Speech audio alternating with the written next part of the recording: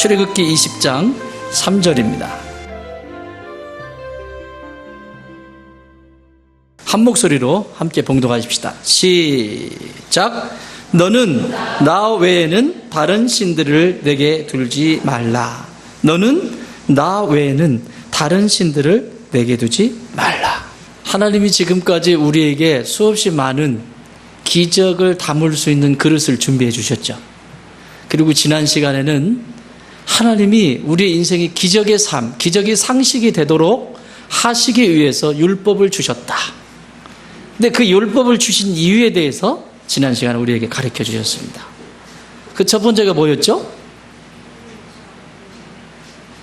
율법, 하나님의 말씀을 주신 이유는 인생의 길을 걸어가다가 길을 잃어버렸을 때, 그럴 수 있잖아요. 중년까지 내 인생을 지탱하며 살아왔는데 뒤를 돌아보니 남은 게 아무것도 없어. 이게 아닌 게벼. 그래서 다시 한번 깨닫고 주님이 원하시는, 하나님이 기뻐하시는 인생의 참된 길을 찾을 수 있도록 하나님이 율법을 주셨다. 그래서 말씀을 말씀으로 받지 않을 때 길을 잃어버리고 헤매게 되어 있습니다. 아는 지식과 말씀이 살아 움직이는 건 다른 거예요. 두 번째는 이런 길을 안내해 줄 뿐만 아니라 삶을 살아가다 보면 여러 가지 균형을 잃어버린 상황들이 있을 수 있죠. 마치 음을 조율하듯이, 기타의 음을 조율하듯이, 피아노의 음을 조율하듯이 우리 인생의 균형을 잡을 수 있도록 조율할 수 있도록 하시기 위해서 하나님이 이 말씀을, 율법을 주셨다. 그러니 율법, 하나님의 말씀을 알지 못한다고 하는 것은 균형이 잡히지 않은, 균형이 깨진 상태에서 인생을 살아갈 수밖에 없겠죠. 그러니까 하나님의 말씀을 모른다고 하는 것은, 그 말씀을 아는데 내가 열심히 없다는 것은 내 멋대로 살겠다는 거예요. 그러니 여기 부딪히고, 여러분 참새가 여기 한 마리 들어왔더라고요. 지난번에 들어왔는데요, 내보내주고 싶어도 지 혼자 잘난 곳에 막 다니는데요, 여기 부딪히고 저기 부딪히고, 나중에는 결국 빵 부딪혀. 유리니까 투명하니까 나가려고 빵 부딪혔는데 얼마나 세게 받았는지 기절하더라고요. 진짜 난 죽은 줄 알았어. 아니, 내가 잡아서 내보내주려고, 내가 너를 구이해 먹을 것도 아닌데 잡아가지고 내보내주려고 그러는데 여기로도 안 나가. 문 열어놨는데 엉뚱한데 팍 결국엔 나중에 딱 박더니 뽁 쓰러졌어요. 근데 이렇게 대보니까요, 아직 따뜻하고 뛰어요. 이게 쿵쿵. 아, 기절한 거구나. 그래서 이렇게 해가지고 여기다 놔뒀어요. 여기다. 날아갔더라고요. 여러분, 이게 율법 없이 사는 인생의 모습입니다. 지 잘난 맛에 살아가지만 이게 벽인지 어딘지 부딪히면서 살아가요. 그래서 삶의 균형을 잡을 수 있도록 하나님이 말씀을 주신다. 그래서 여러분, 말씀은 공부는 해도 되고 하지 않아도 되는 게 아니라 필수예요. 필수. 성도에겐 반드시 해야 되는 필수 과정이라고. 그걸 포기한다는 것은 그냥 사는 거예요. 부딪히고 사는 거예요. 여기 부딪히고 저기 부딪히고. 마지막으로 율법을 주신 이유 뭐라고 그랬죠? 그렇죠. 내 인생이 마지막 눈을 감을 때, 이 세상 우리가 왔다가 천년만년 살지 않거든요. 아무리 열심히 여러분이 사셔도 인생의 마지막 종착 지점이 있어요. 그때 그분의 얼굴을 볼 거예요.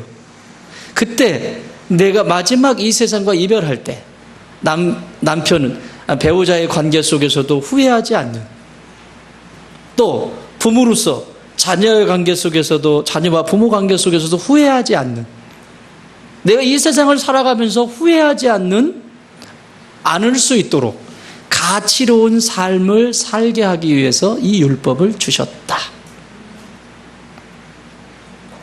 다른 얘기 하는 거 아니죠? 지난주에 했던 얘기 요약 정리했어요. 그러니까 여러분, 하나님이 이 율법을 주신 것에 감사하십시오. 이런 못된 습관을 가진 사람들이 종종 있어요. 그리스도인들 가운데. 예수님이 십자가에서 모든 율법을 완성 지으셨기 때문에 구약의 율법은 지키지 않아도 된다. 그런 말을 왜 하는 줄 아십니까? 진짜는 하나님의 사랑을 몰라서 그런 얘기 하는 거예요. 진짜 예수 그리스도의 십자가의 사랑을 알았다면 율법이 아니라 율법 할아버지를 갖다 줘도 그것이 자연스럽게 그냥 되게 돼 있어요. 그게 힘든 이유는 내 멋대로 살겠다는 거죠. 그래서 그런 거예요.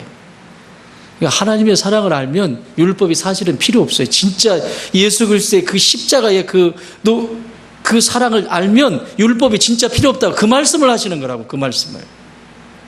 율법의 완성이고 율법이 필요 없다는 것은 그 사랑에 젖어 있기 때문에, 그 사랑과 비교할 수 없기 때문에 그냥 저절로 되어지는 거여서 율법이 필요 없다라고 얘기하는 거지, 율법을 지멋대로 살고 싶어서 율법 필요 없다고 하는 그 수준 낮은 신앙의 모습 안 됩니다. 그래서 하나님이 우리에게 율법을 주셨어요. 여러분, 인생길을 걸어가다 보면 별의별 일 다 있죠. 그 율법의 기준, 이 모든 율법의 기준이라고 말할 수 있는 10가지의 계명, 오늘부터 다룰 거예요. 10가지의 계명 중에서 첫 번째 계명을 보려고 합니다. 그런데 이 10계명을 이해하려면 10가지의 계명은 그냥 문자적인 게 아닙니다. 이것을 이해하려면 출애굽, 구원받은 이스라엘 백성과의 관계를 알지 못하면 10가지의 계명은 나와 아무런 상관이 없습니다. 바꿔 말해볼까요? 여러분이 예수 그리스도의 피값으로 그 생명을, 하나님이 자신의 생명을 던져주고 나를 죄악 가운데서 건지시고 죽음 가운데서 나를 생명으로 건져주신 그 사랑을, 그 구원받은 기쁨을 내가 알지 못하면 이 10가지의 계명은 나와 상관이 없다, 이 얘기입니다. 출애굽과 연결해서 이 10가지의 계명이 내게 적용이 되게 돼 있어요. 출애굽은 뭐예요? 노예로 살던 신분, 노예 신분에 있는 자들을 구원해 내셔서 하나님을 닮아가도록 인도하신 거죠.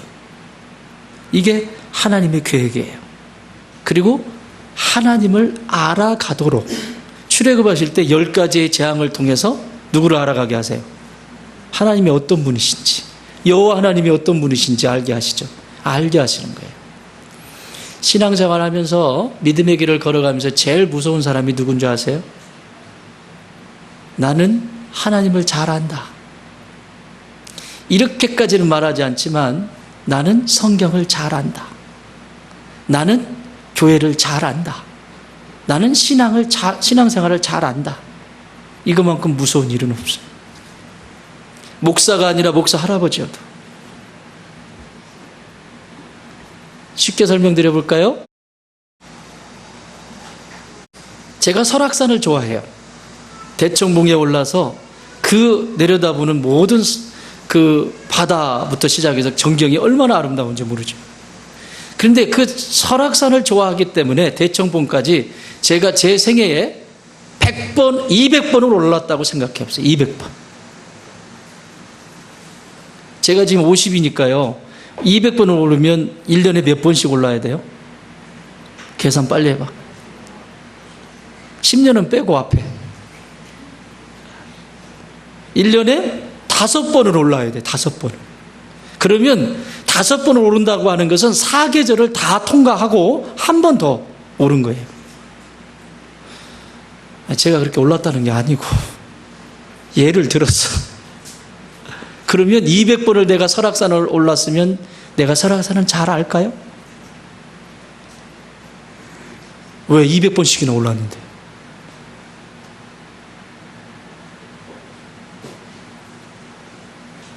모릅니다. 자기가 본 한 부분을 알 수 있겠지만 설악산에 대해서 모릅니다. 모를 수밖에 없어요. 아니, 평생을 제가 설악산을 올라도 수천 번 올라도 설악산의 그 모든 산의 모든 것을 나는 모를 거예요. 그런데 한 5번 올라가고 설악산 5번 올라가고 아는 척하는 사람들 있죠. 나광범 이런 친구들. 5번 밖에 안 올라갔어. 나는 200번 올라갔는데. 꼭 5번 올라가고는 아니야, 5번은 양호해. 꼭 한 번 올라가 본 사람들이 더 난리치잖아. 꼭 한 번 올라가본 사람. 그치? 낚시하는 사람도 그러지. 응.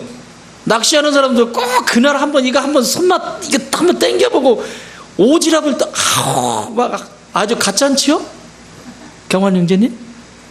아우, 저분은요, 이게 인격이 되신 분이에요. 이 참, 고수들 앞에서 막 이래 보시면 참 힘들죠. 그렇다고 해서 내가 낚시를 수천 번, 수만 번을 했다고 해서 그 물속, 그 강, 그걸 알까요? 몰라요. 여러분, 하나님이 창조하신 산덩어리 하나도 인간이 평생을 오르락내리락해도 알지 못하는데 어떻게 하나님에 대해서 안다고 합니까? 이 세상에 하나님도 대책이 안 서고 하나님도 손 쓸 수 없는 사람이 있습니다. 나는 안다. 자, 이걸 가정으로 가져와 볼까요?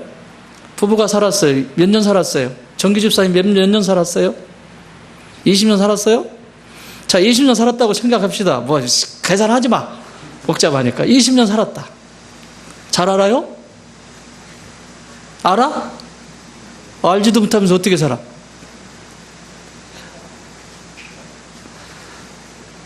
배우자도 20년, 30년, 한 20년 살면 뭔가 좀 습관은 알 수 있지. 습관은 어떻게 움직이는지. 얼마나 그게 중요하면 속담이 있겠어요? 10길 물속은 알아도 한 길 사람 속은 안다 모른다? 모른다. 우리나라 속담은요 굉장히 심리학적이에요. 몰라요. 그런데 안 돼. 이 싸움의 지점이 어딘 줄 압니까? 나 너 잘한다. 여기에 싸움의 지점입니다. 부부 싸움에. 나 알아 너. 왜 또 그래? 이제 이렇게 되는 거예요. 안다라고 할 때 부부 관계는 깊어지질 않습니다. 이게 얼마나 무서운지 아세요? 얼마나 교만한 건지 아세요? 그래서 하나님이 서실 자리가 없어요. 하나님은 그 안에 서고 싶으신데 설 자리가 없도록 만들어버려요. 따라합시다. 하나님은 약한 자에게 관심이 있으시다. 하나님은 약한 자에게 관심이 있으세요. 그래서 이 출애굽의 여정과 십계명의 이 1계명은 굉장히 밀접한 관계를 가지고 있어요. 자, 그 첫 번째 계명 한번 봅시다. 3절 시작. 너는 나 외에는 다른 신들을 내게 두지 말라. 여기 보세요. 너는, 그 너는이 누구예요? 여기 너는이라고 하는 이 존재가 누구냐고요? 나죠? 1차적으로는. 근데 2차적으로 나죠. 근데 1차적으로 이 본문이 말씀하는 너는 이스라엘 백성들을 얘기합니다. 이 이스라엘 백성들은 히브리인이라고 말씀을 했어요. 히브리인. 이스라엘 백성들이 대단했던 존재들이 아니라 히브리인. 히브리인은 뭐냐면 고대 근동에서 떠돌이들을 얘기할 때 히브리인이라고 했습니다. 다른 나라들은 민족을 형성하고 다른 사람들은 나라도 형성하고 번듯하게 딱 세워져 있는데 이 히브리인들은 바람 따라 구름 따라 떠돌아다니는 나그네라고나 할까? 그런 존재들이에요. 누구도 알아주지 않는, 이 세상에 왔다가 사라져도 누구도 기억하지 않는, 역사 속에도 남지 않는 그런 민족이 히브리인들이에요. 그런데 그 히브리인들을 불러서 지금 첫 번째 계명을 주신다. 너는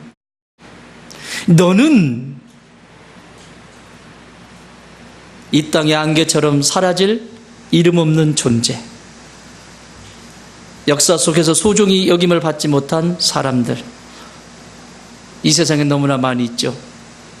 지금은 많이 사라졌습니다만 그럼에도 불구하고 소외된 계층들이 있죠. 노예, 천민, 우리나라도 상놈?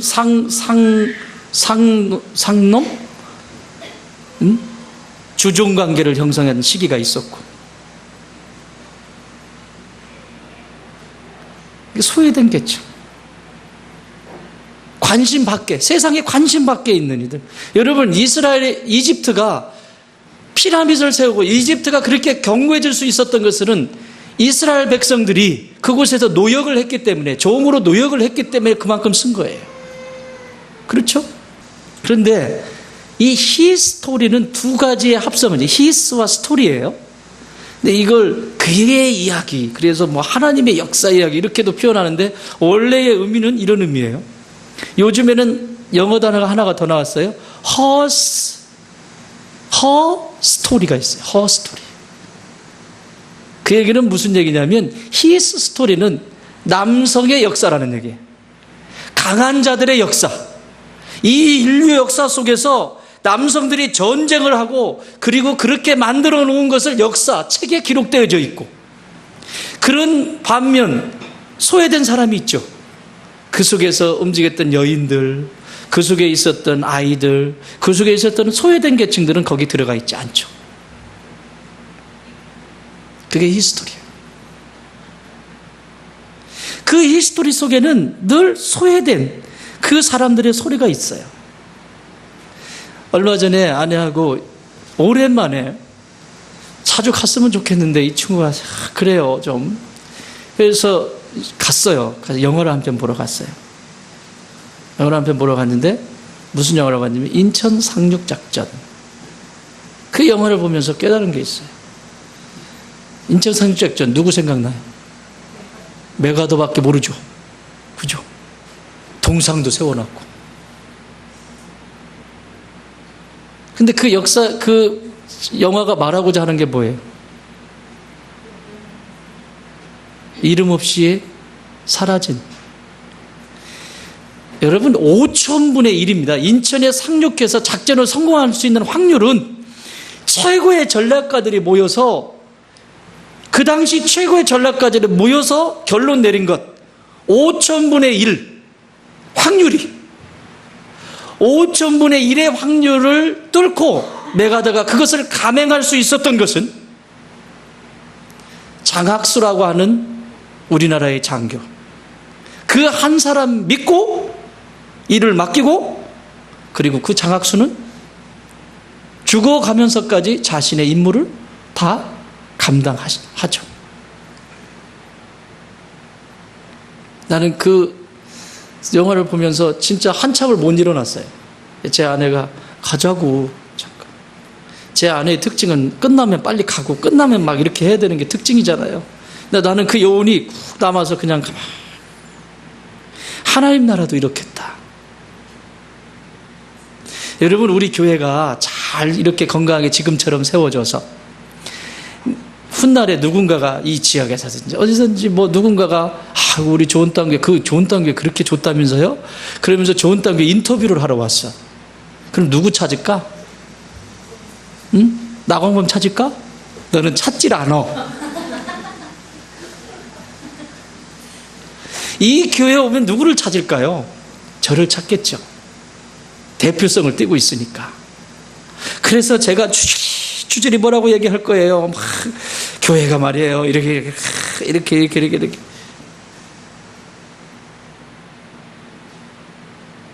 하나님은 관심이 있을까요, 없을까요? 거기. 하나님은 거기에 관심 없습니다. 하나님은 장학수와 같은 메가더를 기억하는 것이 아니라 장학수와 같은 사람을 기억합니다.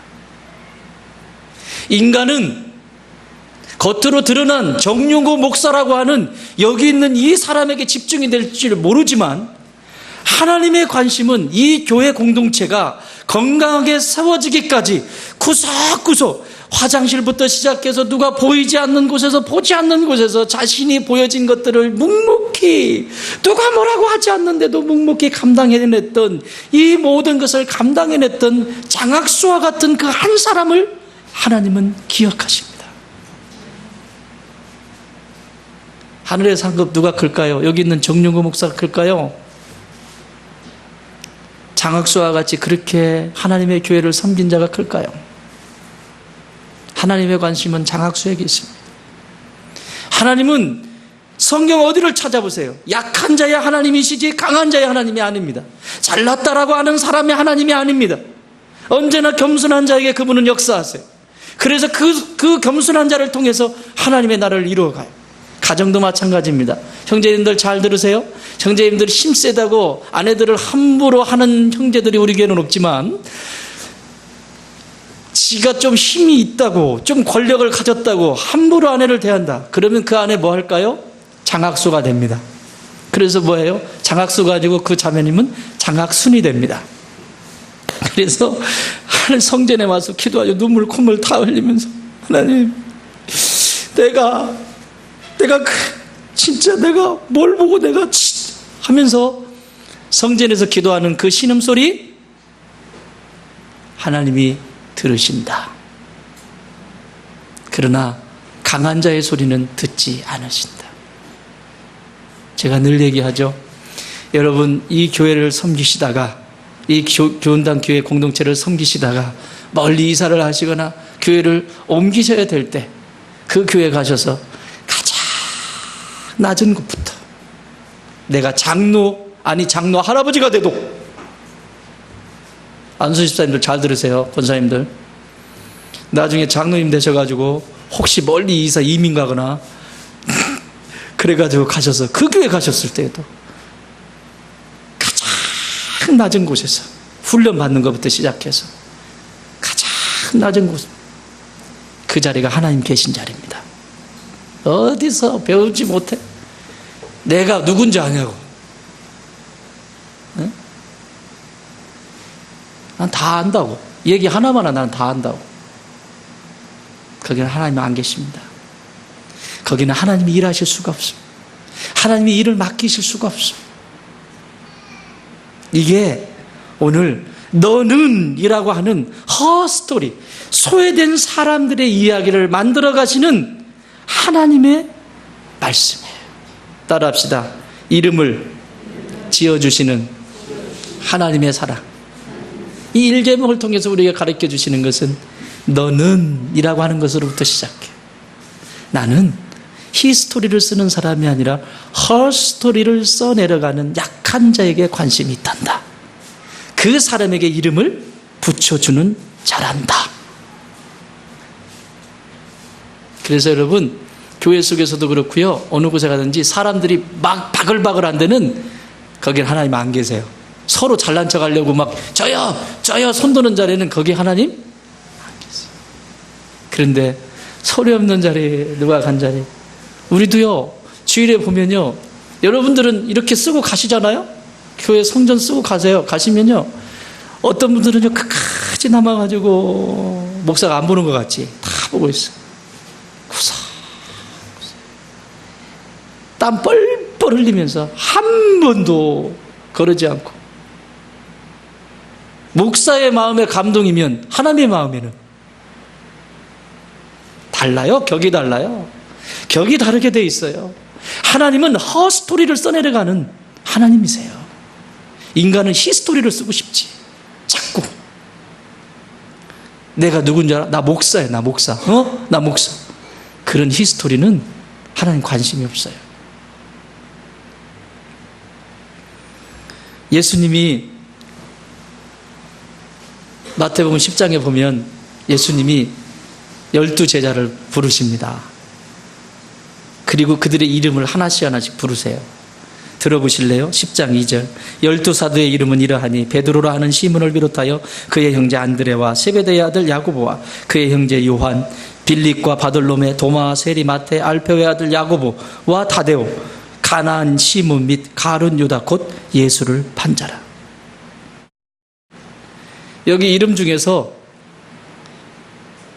그 당시에 사회적으로 이름 있는 사람이 있으면 한번 더. 예루살렘 대학의 총장 있습니까 여기? 있으면 찾아봐.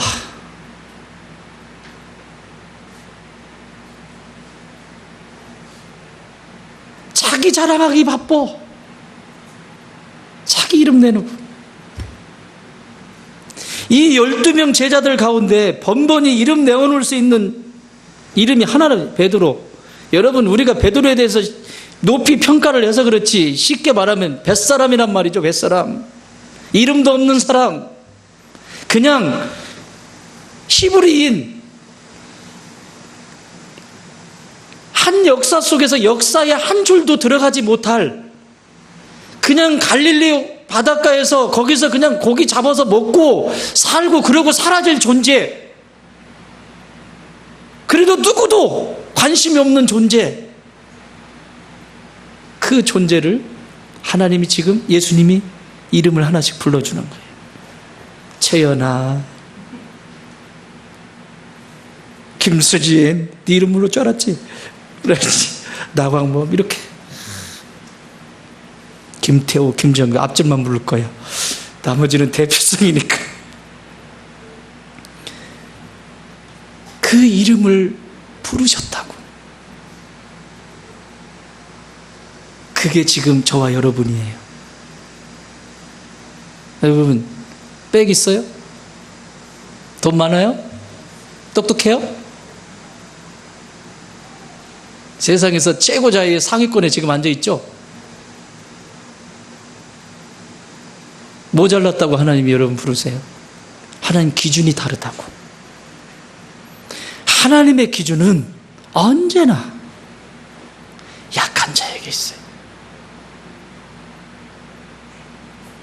이 약한 자를 부르셨다라고 하는 이 사실을 알게 되면 내게 맡겨주신 지금이 얼마나 감격스러운지 몰라.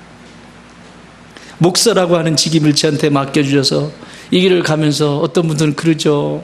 목사님이 너무 힘드시죠? 예, 힘들어요. 사실 속썩이는 인간들이 있어요. 힘들어요. 그렇지만 그 길을 걸어가면서도 보람이 있고 기쁨이 있고 행복한 것은 하나님이 여기 12명, 베드로부터 시작해서 가룟 유다까지 12명 부르셔서 너 나하고 일 좀 하자. 하나님이 누구신데 왜 일하자고 이렇게 부르시냐고. 하나님이 왜 굳이 이렇게 부르셔야 되냐고. 그분 하나님이신데 왜 하나님이 이 12명의 이름을 부르셔야 되냐고요. 그분 소관대로 하시면 되지. 근데 그분은 언제나 너 나하고 일 좀 하자. 일꾼을 부르고 계세요 지금. 그래서 이스라엘 백성들을 부르신 거고, 너 나하고 일 좀 하자. 하나님의 나라의 일. 그래서 감격스러운 거 아니에요? 내게 목사라고 하는 직분을 맡겨주셔서 이 일을 감당케 하시는 그 하나님 앞에 주체할 수 없는 감격이 있는 것처럼, 여러분 가정 속에 엄마라고 불러준 그 감격 때문에 자녀들을 양육하고 엄마의 직분을 감당하잖아요. 아빠도 마찬가지고. 내가 뭔데 어떻게 하다 보니 이렇게 이쁜 놈들이 이렇게 태어나가지고 아빠가 돼가지고 말이죠. 가정에서의 직분 아닌가요? 근데 오늘날 너무 쉽게 생각해요. 아빠의 직도 엄마의 직도 쉽게 포기하려고 해요.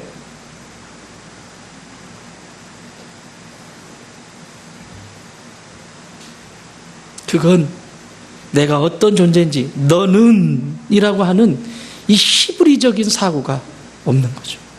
내가 어떤 존재였는지를 잘난 맛에 사는 거죠. 교회는 안 그렇습니까? 교회도 하나님이 여러 가지 직분을 주시죠. 자기 자리에서. 감격스럽죠, 여러분? 직분 주셨으니까? 그쵸? 목장지기로, 성계회장으로, 또 항존직들, 일꾼들로, 수도 없이, 교사로. 나 또 교사해야 돼요? 내년에는 가감없이 다 자를 거예요. 기준에 미달하면 다 자를 거예요. 미리 얘기해요. 그러니까 성경 읽으라고 그랬어요. 아직 시간이 넉넉하게 드린 거예요. 읽으세요. 제발. 나는 안 읽고 안 할래. 예, 그렇게 하세요. 하시면 영적으로 성장 전혀 되질 않습니다. 욕심을 부리세요. 하나님이 내게 맑은 눈 주셔서, 볼 수 있는 눈 주셔서 이 성경 이 율법을 볼 수 있다는 게 이게 얼마나 감격. 길이 어느 길로 가는지도 모르고 말씀이 없으니 내 인생의 길이 지금 옳은 길인지 바른 길인지 똑바른 길인지 다 좋은 길이구나. 어쨌든 이 길도 모르고 내가 지금 균형이 깨졌는지 안 깨졌는지도 모르고 정말 가치로운 삶을 사는지도 모르고 그러면 되겠어요?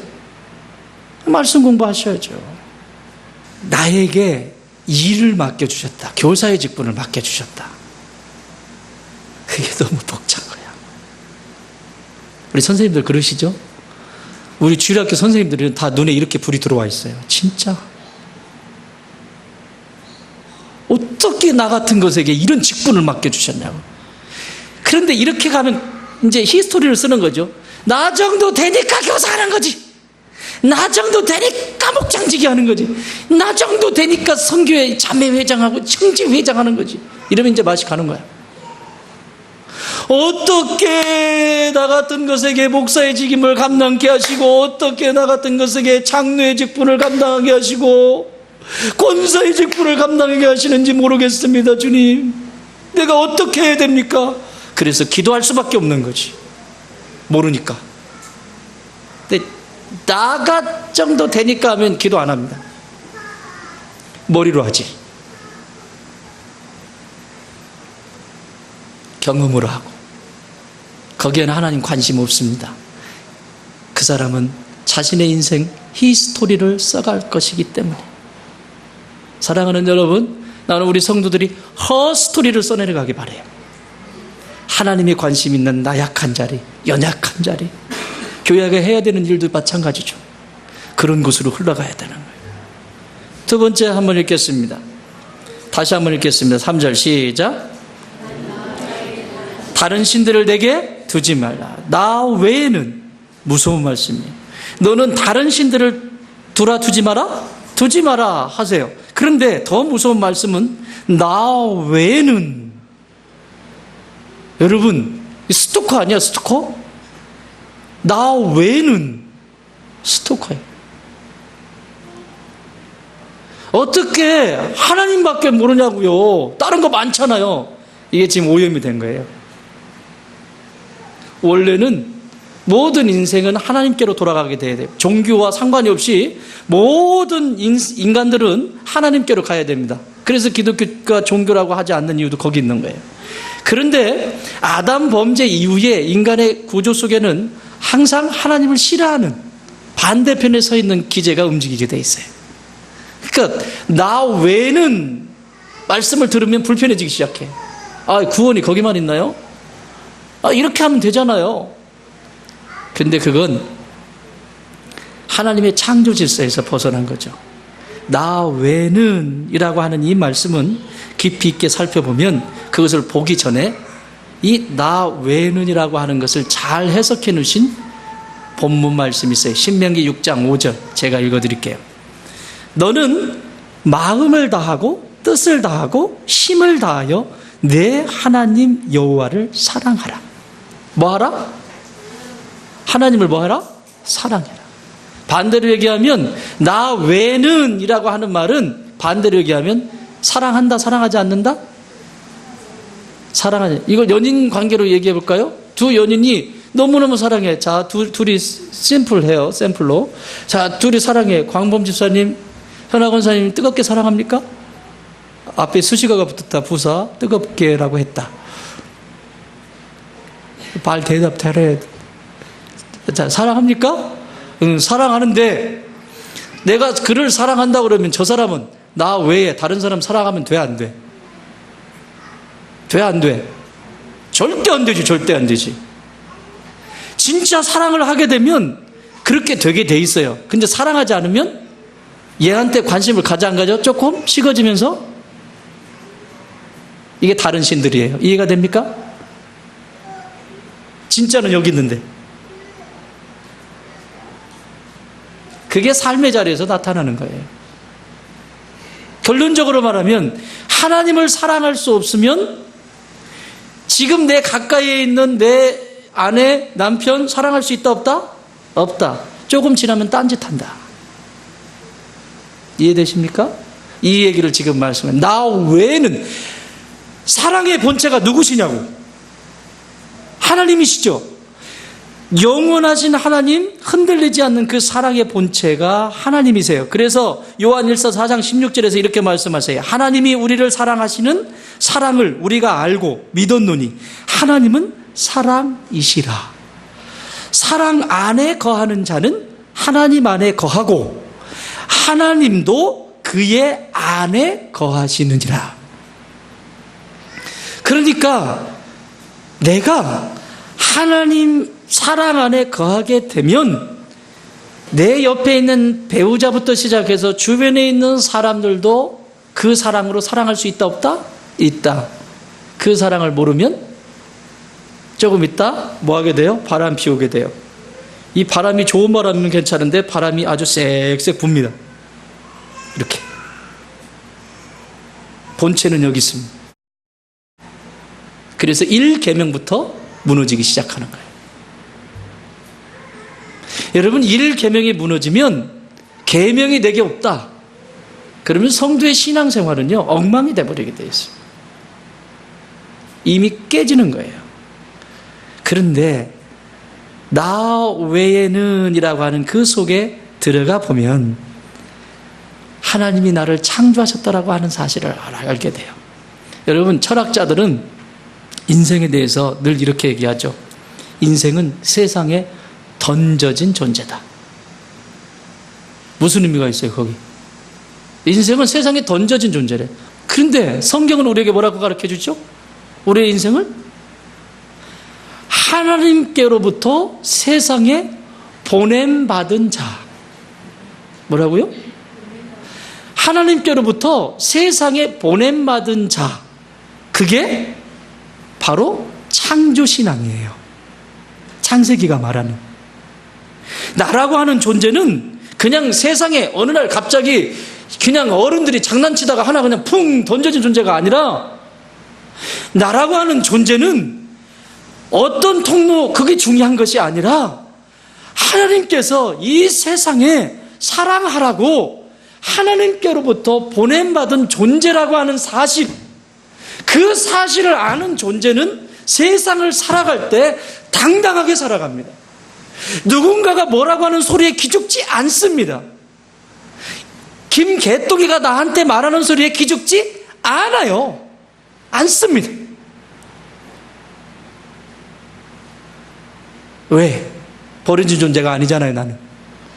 철학자들이 말하는, 인간의 철학이 말하는, 그냥 나는 버려진 존재가 아니라 나는 하나님의 뜻과 계획에 의해서 하나님께로부터 이 세상에 보냄받은 존재다. 그리고 다시 하나님께로 돌아갈 존재라고 하는, 이게 창조신앙이에요.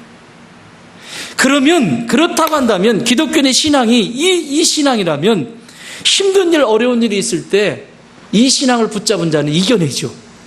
왜? 하나님이, 전능하신 하나님이 나를 보내셨다면 이 지금 고난과 어려움 이겨낼 수 있다 없다? 거뜬히 넘어설 수 있죠. 왜? 그분이 도와주실 거니까. 그러나 던져진 존재는 그냥 캐세라 딱 그냥 남은 게 얼마냐? 가지고 막 소주병 따놓고 이러면 맞다 이러고 가다가 그냥 가는 거예요. 달라요. 기준이 다르잖아요. 이겨낸다고. 그래서 로마서에서 사도 바울은 이렇게 말합니다. 그런 존재, 하나님께로 보냄받은 존재, 보냄받았다라고 하는 존재, 창조신앙을 가지고 있는 사람은 위기와 어려움이 있을 때도 이렇게 이겨낸대요. 8장 35절. 누가 우리를 그리스도의 사랑에서 끊으리요? 환난이나 곤고나 박해나 기근이나 적신이나 위험이나 칼이랴. 기록된 바 우리가 종일 주를 위하여 죽임을 당하게 되며 도살 당할 양같이 여김을 받았나이다 함과 같으니라. 그러나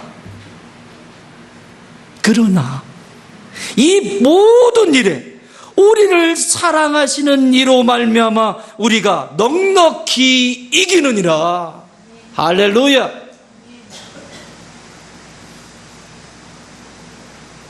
이겨낼 수 있는 힘이 있어요. 두 번째는 이겨낼 뿐만 아니라 내가 하나님께로부터 부름을 받았다면, 보내심을 받았다면 사람, 하나님의 형상대로 지음받은 사람을 존중히 여깁니다. 그 사람이 코가 삐뚤어졌던, 그 사람이 지식이 있든 없든, 그 사람이 물질이 있든 없든, 그 사람이 세상에 내놓을 만한 어떤 것이 없어도 그 또한 하나님 앞에서 소중한 존재라고 하는 사실을 알게 돼요. 이것이 창조신앙이에요. 이것이 하나님이 창조하시는 하나님의 사랑을 지금 여기에 표현하고 있는 거예요. 나 외에는 이라고 하는 말이 결코 두려운 말이 아니라, 나를 그렇게 창조하셔서 이 세상에 보내신 하나님이 너를 그렇게 사랑할 뿐만 아니라 내 주변에 있는 아내, 내 곁에 있는 남편, 누구의 형상대로 지음받았다? 하나님이 보내셨다. 하나님이 이 땅에 보내셔서 너와 나 짝 맺어 주셨다. 그러면 소홀히 할까요? 눈물 납니다. 정말 눈물 납니다. 어쩌면 이렇게 이 사람 내게 보내주셔서, 물론 속썩일 때 있죠. 나도 속썩일 때 있어요. 난 천천히 가고 싶은데 막 빨리 갈 때, 이런 때 속상해요. 그렇지만 진짜 눈물 납니다.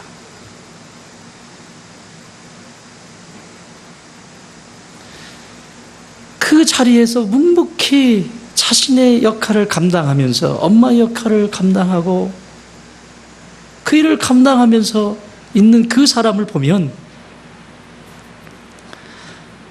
그 또한 나를 하나님이 이 세상에 보내셔서 목사의 직임을 감당하게 하시는 것처럼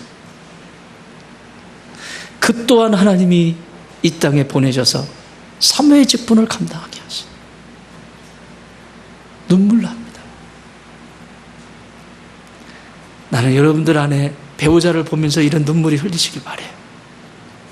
그러면 여러분의 가정은 살아납니다. 뭘 했다고 네가 그렇게 하니까 내가 이렇게 하는 거지.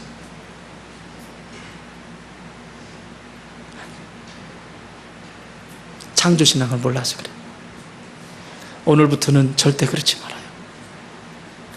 내가 진짜 하나님께로부터 이곳에 보냄을 받은 존재라는 사실을 진짜 믿는다면 내 사랑하는 배우자, 내 사랑하는 자녀, 여러분 자녀들이 살아가면서 위기라는 걸 겪잖아요. 사춘기 때 되면 막 어른도 아니고 애도 아니고 막 애들이 막 어른 되려고 몸부림치고 그러다 보니 사고도 칠 수 있고 이렇게 막 뒤뚱뒤뚱하다 넘어질 수도 있고 겉으로 드러날 때는 진짜 별의별 모습으로 다 드러날 수 있죠. 그걸 안아주라고 부모가 있는 거 아니오? 그렇잖아. 부모가 그 아이를 버려버리면 누가 그 아이를 책임져? 그쵸? 감격이잖아. 어쩌면 이 새끼 나한테 보내가지고.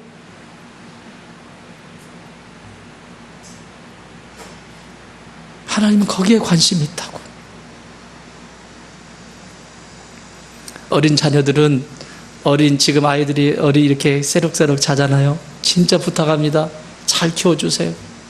정말 여러분 이 아이들이 사춘기 돼서 후회하지 않도록. 굿네임드 11FC 하라는데 왜 안 해? 아직 살만들 한가 봐. 하는 사람들은 열심히 해요. 아직 살만하다는 거야. 꼭 사고 터져서 할 거야? 미리미리 저금해 놓으래잖아. 노아의 방주가 일어나요. 노아의 방주를 할 때 노아가 방주를 딱 만들고 착착착 했는데 뭐라고 해요? 하나님이 거기에 다 타라고. 뭐라고 해요? 먹을 것을 뭐 해라? 저축해라. 앞으로 홍수가 터지는데 그때는 이 배 안에 있는 것만 먹고 있어야 돼. 저축하라. 성경이 찾아봐요. 먹을 것을 저축하라 이렇게 써 있어요. 그러면 여러분 우리 어린 아이들이 지금 어리니까 이렇게 부모님 통제를 할 수 있지만 나중에 커서 통제할 수 있을 것 같아요? 못합니다. 절대 할 수가 없어요. 그거는 로봇가 아니니까. 그때 지금부터 미리 해놓으면 안 되냐고. 그게 무슨 먹고 죽으라는 일이냐고. 아니잖아요. 하루에 한 번 와서 성전 들려서 눈두장 찍고 가는 게 그렇게 힘들어요. 돈 드는 것도 아닌데.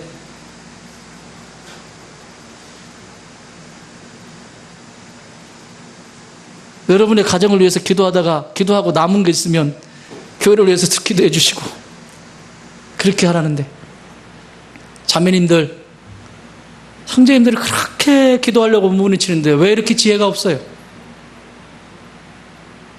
형제가 기도한다는 건 자매는 곱하기 2 이상을 해야 형제들이 견뎌냅니다.